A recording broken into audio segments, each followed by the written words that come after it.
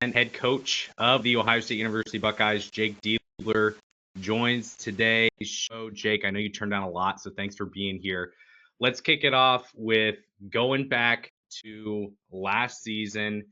You get the job. You've got a newborn at home. You've got a new house. You got a lot going on. I know everyone asks you about this. I'm not going to ask. You're probably just exhausted answering the same question over again.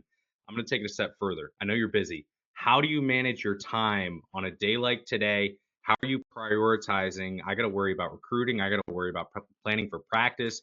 I got to worry about team building and all these different types of things. How do you go about that in a day? Well, I think it's important to note that my wife, who, is really like the foundation of our family and how she's able to, um, help me and kind of manage that when I'm gone. Like we're that's my best friend, and the connection we have helps make all of this work well. It helps me be a dad. It helps me be a coach. It helps me be a mentor to the guys on our team. So I'd be wrong to not mention her right off the jump for how important she is to this program and to our family. But it's just all about there's a sacrifice required. I think there's no question about that. I wish I had an extra 6 hours a day to whether spend with our players or spend with my kids. But now that school's in session, both for us here and for my two oldest at home, we're starting to get into a little bit of a routine. But I think for me, it's about making sure that I have time to spend with our players, sometimes individually, to help make sure that those relationships continue to build and to strengthen. Yeah, and I know that's a big part of this year is this current roster going to mesh and gel because you have so much roster turnover. You've got a whole bunch of coaching turnover as well. It's you. You're back. That's it. So as you go through, uh, you know, going all the way back to getting the job, you've made it clear, you're a family man. You're not just a coach. You're a husband. You're a dad. But you've also made it clear that you're very grateful to be here at Ohio State. Obviously, you're an Ohio kid and all that stuff, but where does that come from? Where do the roots come from? Where you are just so much about Ohio State basketball, and it feels like this is home for you. Well, it started. I think certainly growing up in the state, you have an appreciation and an understanding of the rich tradition of this program. And people on the outside may not fully understand just how good this program has been throughout its history. But that all was taken to a whole nother level when my brother played here. And I got to see firsthand through him and our family of just how impactful this program is in the lives of the guys that come through here. And so whether I was here working for Thad or when I came back as an assistant coach and then becoming head coach, I always had that in my mind of making sure that the experience for the people in this program was a great one. And I really believe this, not void certainly of winning and competing for championships, because that's where this program belongs. But if you really peel back and get to the basic level of what my job description is, I believe it is to serve our players and this program as well as I possibly can. Like that's the very foundation. We got to win. We got to compete for championships. We want to help guys become pros. All of that, yes. But at the very basic level, it's about serving our players and this program with all the energy and passion that I possibly can. So that's where it comes from, But it was certainly elevated when my brother played here, and then having worked here before, I grew an even fonder appreciation for this program, and now it's really, really special. Yeah, I've called it the curse of Ohio State football. Ohio State basketball is one of 8 programs, I think, with double-digit Final Four appearances. That's it. And no one outside of Ohio State would ever guess that. And I'm sure a lot of Ohio State fans probably don't know that. They would think that it's a bunch of blue bloods and Ohio State wouldn't be close. But this program has been very strong for a really, really long time. And you talk about serving the team and everything that comes to that. Take me through, whether it be on the court, whether it be portal or recruiting or anything like that, team building. staff construction. What are you most proud of to this point over your first few months, interim head coach to head coach? Is there anything that sticks out and you say, man, I'm most proud of this? Yeah. Well, first off, I think we're sixth, either tied for sixth all time in Final Fours in the history of college basketball. Top three, I believe. Top three or four all time in Big Ten championships. So, yeah, this now make no mistake, nobody wants Ohio State football to win more than me. And I think even when you look at throughout the entirety of this department, it's like there are elite level athletes and teams everywhere. There's draft picks in other sports.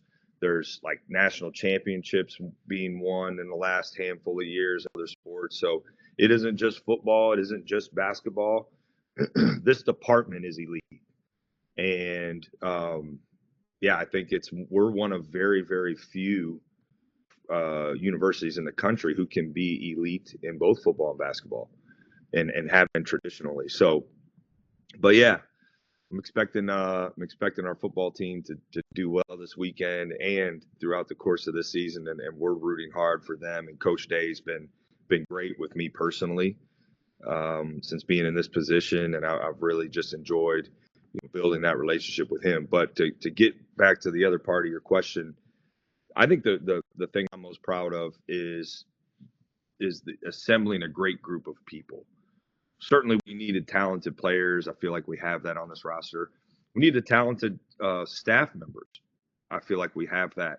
But what's becoming apparent is and really clear to me is we have like-minded people who care about winning, who are really competitive, and who genuinely care about each other. And that part, in the spring when you had to move really, really fast to hire a staff, to put together a roster, I feel like we got that part right and really got it right. And I believe that's going to be an important part to helping us grow this program this season. I've talked a lot about the staff on this show. I've said it's one of the most underrated things about Ohio State basketball this offseason is the staff that you put together. I'll ask about that more here in a second. I gave you a softball to crank down the left field line. You could have just said, yeah, we beat Purdue. I had about 36 hours to prepare realistically, and then we just clown around and we beat a team that went to the national championship game. So you didn't take that, so I appreciate that. So on the flip side, let's go to last season. Win or lose doesn't matter.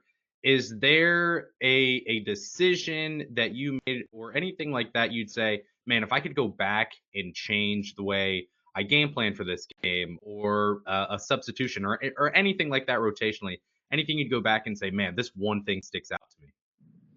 Maybe get a technical in the Illinois game. Okay, no, I have to stop you. I have to stop you right now. Okay, after the Illinois game, fans know this, and it was gonna have to come up at some point. I said, you know what? I love the passion that Jake Diebler has for Ohio State basketball.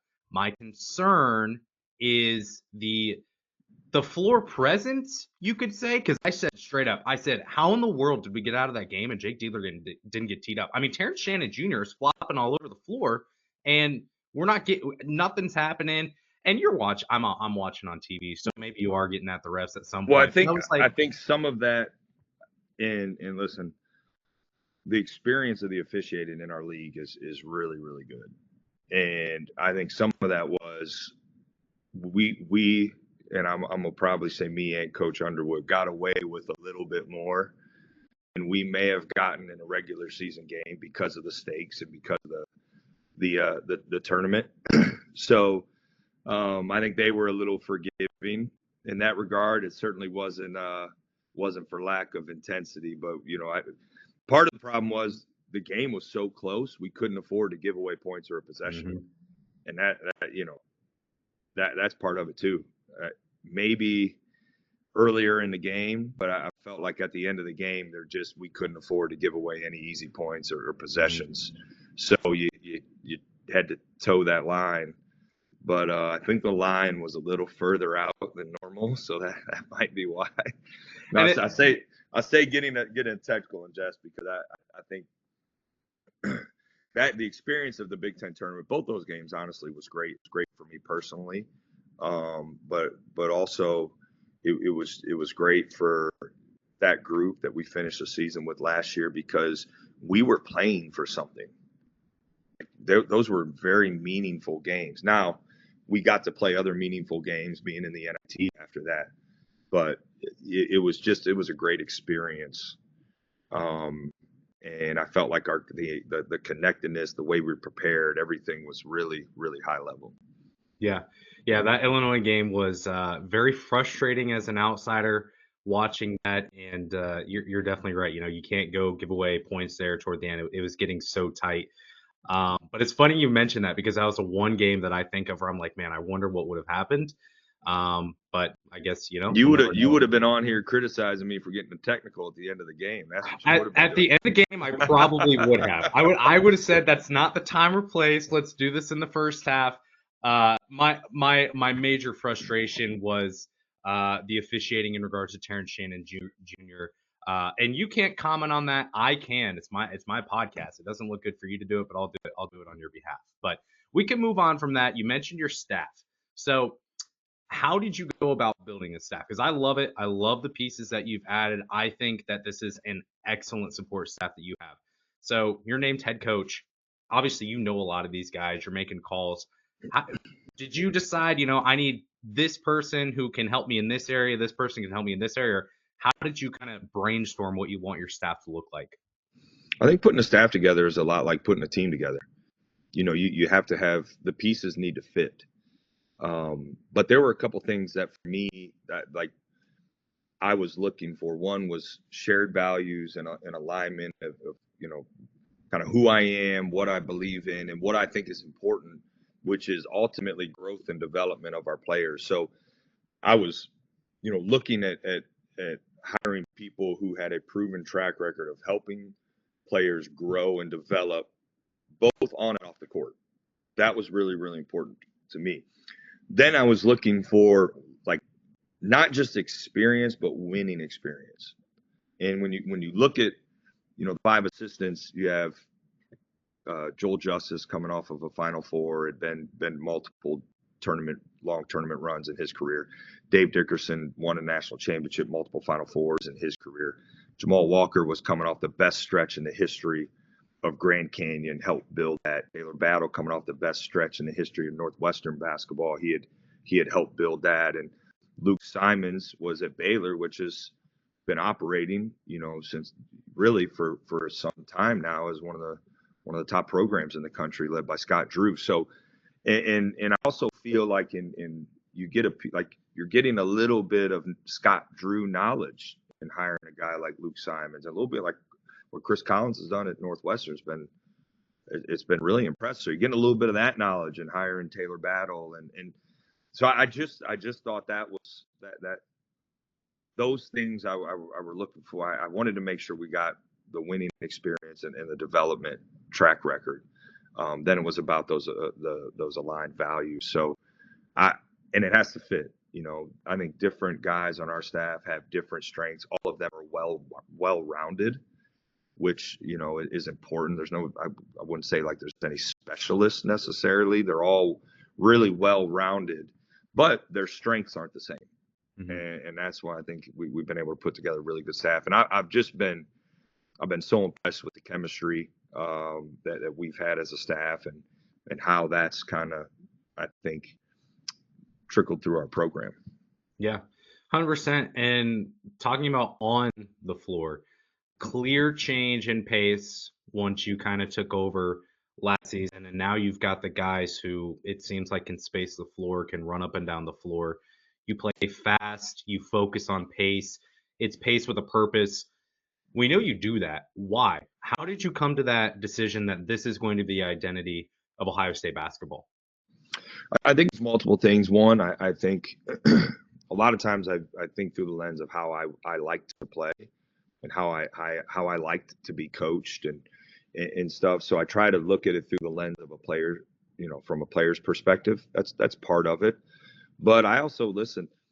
The coaching in this league, it doesn't get any better than this, and so I'm not really interested in going against a set Big Ten defense every single possession either.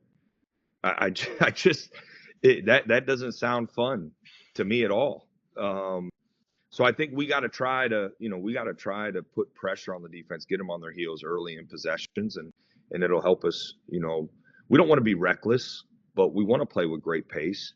I think depth is a strength for us that allows that to shine through if we play with great pace, and we have the players that fit that. And I felt last year that was an easy adjustment to make.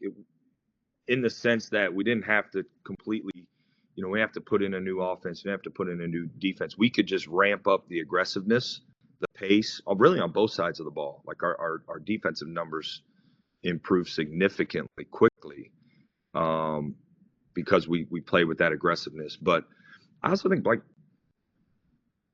we have good players, like let them play. I think that's part of it, and our guys like playing this way. And it's been good. Now there's a fine line because it can be too fast at times, and so we're working on defining that. But it also fits who I am, like to the absolute core of who I am. That's how I was taught. It's how my dad taught me to play with urgency and pace and aggressiveness. And so I always felt like when I would get an opportunity to be a head coach, that would be an element. I'm not sitting here saying we're going to be the fastest team in the country, but I do feel like it's advantageous for us to play with some pace because part of it is out of respect for the coaching in this league. And if we can try to create some early opportunities before that defense gets set, it'll be good for us. Yeah, and I think the Achilles heel to some respect of the Big Ten over the past 10, 15, 20 years not getting that national championship has been the playing style. So you're zigging when everyone else is zagging. It's going to be interesting to see how that flows for an entire Big Ten season. And there's a lot of energy. We talk about pace. It's just there's this contagious energy around the program right now. Do you feel that changing maybe from this time last year to this year in the locker room internally at Ohio State? We can feel the energy. We can feel the energy from Buckeye Nation and the excitement, but we also got a lot to prove too. And I think the one thing that was really cool to see last year was the following we got, with our 3 home games and then the NIT games. The energy in the arena was great to be a part of, and you could feel it. A Buckeye Nation, the way they rallied around that team throughout that final stretch was, I think it says a lot about our fan base. It says a lot about just how much they care, how supportive they are, and it was an example of why we have the best fans in the country. But our guys are hungry. I think they're hungry. They care about Ohio State winning. We feel that in our locker room, and when you combine that with the energy of our fan base, I think it's going to make for some great atmospheres here in the shot. I think students are excited.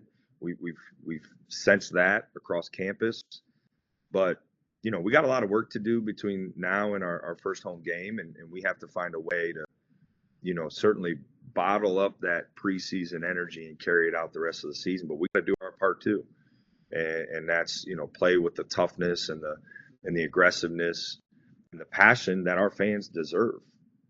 Quite honestly. So I'm excited. We felt it though, certainly.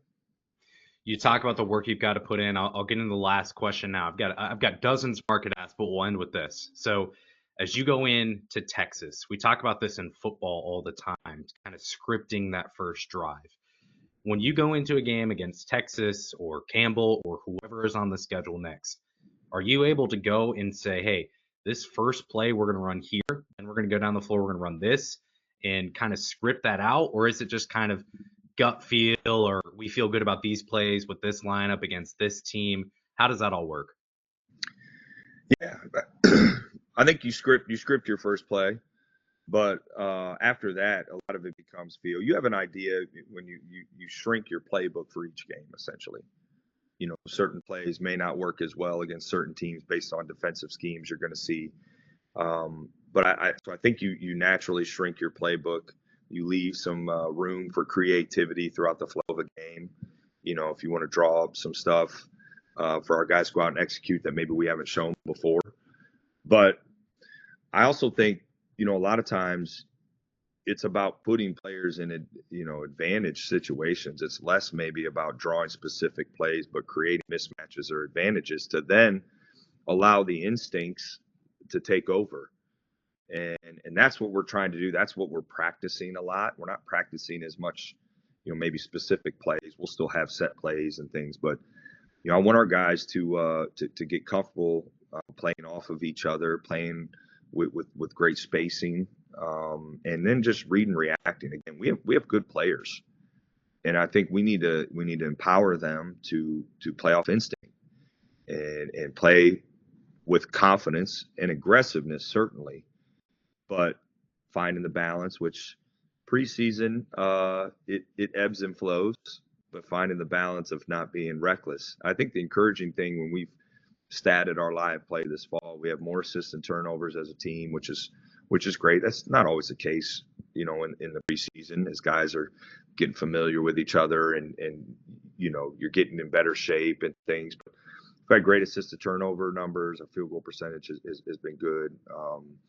We're building the foundation of our defense. There's just a lot of, we're not going to be a finished product come November 4th. We're going to prepare really well for that game. And you look at our non-conference schedule. I got to think we have one of the best non-conference schedules, in the country, with Texas, who's going to be really good. Like what a great opportunity to play one of the primetime games, the opening day of college basketball. Then you're at Texas A&M, which they have, most of their team returning. Really good coach, good program, on the road, early, true road game. Place will be rocking. That'll be tough.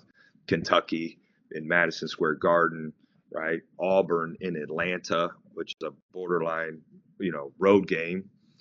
And then excited for Pitt to come into the shot. Pitt they've had a lot of success the last couple of years. I think they're Coach Capel's done a really good job. They're trending up.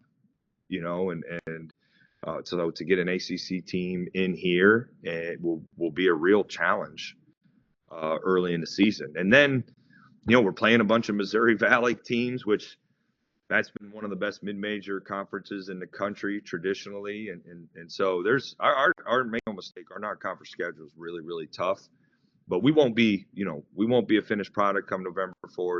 We've mapped out a plan of how we're going to build, and that building process will continue throughout the non-conference season to get ready for Big Ten play. But we're excited. We're excited about our schedule. It's going to be certainly challenging. Welcome to head coaching, Texas, November 4th in Vegas on ESPN. So it's fun though. It's fun. We got a group that's ready for it.